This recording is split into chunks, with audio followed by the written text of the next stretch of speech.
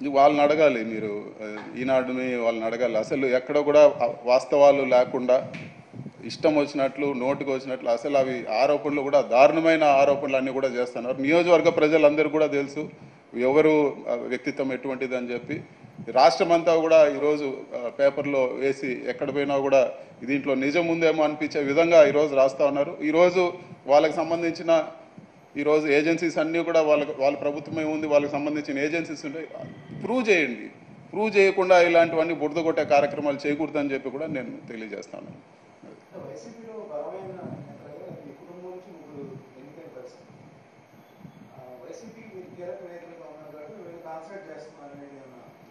అంటే ఖచ్చితంగా ఇప్పుడు చంద్రబాబు ఇవన్నీ కూడా చూస్తే ఈనాడు యాజమాన్యం చూస్తే మునుపే ఈ విధంగా కనిపించలేదు.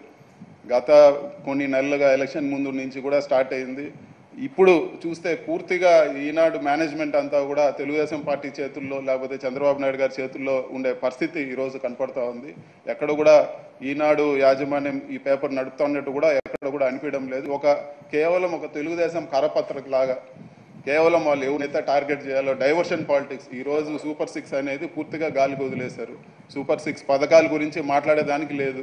ఎవరైనా కానీ నోరు తెరిస్తే వాళ్ళపైన ఏదో ఒకటి బురద కొట్టే కార్యక్రమాలు ఇవన్నీ కూడా ఒక ప్లాన్డ్గా జరుగుతూ ఉంది. ప్రజల దృష్టి మరల్చేదానికి ఈరోజు ఇవన్నీ కూడా ప్రజల దృష్టి మరల్చేదానికి ఇవన్నీ కూడా చేస్తూ ఉన్నారు.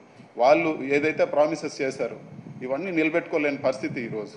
వీటన్నిటిని కూడా ఈరోజు మనమే చూసాం. అసెంబ్లీ సాక్షిగా వాయిదాలు వేసి మేము ఇప్పుడే చేయలేం, మాకు సంవత్సరం టైం కావాలి, ఇంకోటి కావాలని ఈరోజు అన్నీ కూడా పనికిరాని రీజన్స్తో ఈరోజు అన్నీ కూడా వాయిదాలు వేస్తూ ఉన్నారు. ఇవన్నీ కూడా ఒక డైవర్షన్ పాలిటిక్స్. ఇవన్నీ ఎదుటి వాళ్ళని క్యారెక్టర్ అసాసినేట్ చేసి ఎదుటి వాళ్ళని ఒక ఇబ్బంది పెట్టి ఇవన్నీ కూడా ప్రజల్ని డైవర్ట్ చేసే పనిలో భాగంగానే నేను భావిస్తున్నాను.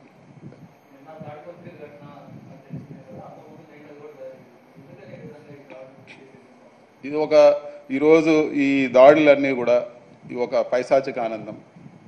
ఎలక్షన్ ఒక సంవత్సరం ముందు నుంచి కూడా చూస్తే లేకపోతే 1.5 year ముందు నుంచి చూస్తే ఎన్ని దాడులు చేస్తే ఎన్ని కేసులు పెట్టుకుంటే మీకు అంత రాజకీయంగా ప్రమోషన్ ఇస్తానని చెప్పడము, మీరు ఎన్ని గొడవలు చేస్తే మీకు అంత రాజకీయంగా మంచి ఉన్నత స్థాయిలో పెడతానని చెప్పి డైరెక్ట్గా లోకేష్ గారు చంద్రబాబు నాయుడు గారే స్టేజ్లో వాళ్ళ పార్టీ మీటింగ్స్లో మాట్లాడడం జరిగింది. అలా రెచ్చగొట్టినప్పుడు ఈరోజు అదే కంటిన్యూ అవుతుంది. ఈరోజు చేయి దాటిపోయే పరిస్థితి. ఈరోజు నాపైన దాడి చేసి మళ్ళీ నాపైనే హత్యాయత్నం కేసులు పెట్టిన పరిస్థితి. అంత దారుణంగా ఈరోజు లా అండ్ ఆర్డర్ కూడా ఉంది. ఈరోజు ఎక్కడ కూడా కంట్రోల్ అయ్యే పరిస్థితిలో కూడా ఎక్కడ కూడా కనపడడం లేదు.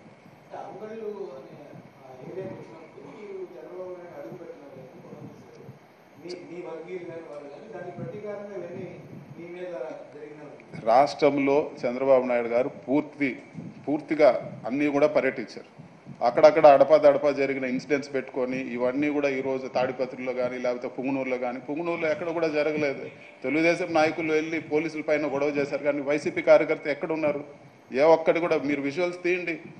ఎక్కడ వైసీపీ కనీసం ఒక్క వైసీపీ కార్యకర్త ఎక్కడన్నా పుంగనూరులో అతనికి అడ్డంగా వచ్చారేమో అని చెప్పి ఏ రోజు కూడా అలాంటి రాజకీయాలు చేయలేదు. చంద్రబాబు నాయుడు గారు 100 సార్లు వచ్చిపోయారు. చిత్తూరు జిల్లాలో వచ్చారు, అన్ని చోట్ల తిరిగినారు. ఒక్క ఇన్సిడెంట్ ఎక్కడన్నా జరిగింది దాన్ని తీసుకొచ్చి అసలు వాళ్ళు రెచ్చగొట్టి ఈ విధంగా చేయడం వల్లే ఈరోజు ఇవన్నీ కూడా ఇన్సిడెంట్స్ జరిగినాయి. చంద్రబాబు నాయుడు గారు వాళ్ళ క్యాడర్ని రెచ్చగొట్టడం వల్ల అంగల్ ఇన్సిడెంట్ కానీ లేకపోతే పుంగనూరు కానీ, పుంగనూరులో ఎక్కడున్నారు? ఒక్క వైసీపీ కార్యకర్తలు లేరు. పోలీసులు కళ్ళు పోయే విధంగా వాళ్ళందరూ కూడా చేతులు విరిగే విధంగా బళ్ళు తగలబెట్టి చేసింది తెలుగుదేశం నాయకులు. సో ఇవన్నీ కూడా ఒక కారణాలు కాదు. ఇవన్నీ కూడా ఒక కక్షపూరిత వాతావరణం ఈరోజు రాష్ట్రంలో తీసుకొచ్చారని చెప్పి కూడా మనం ఈరోజు ప్రత్యక్షంగా చూస్తాం.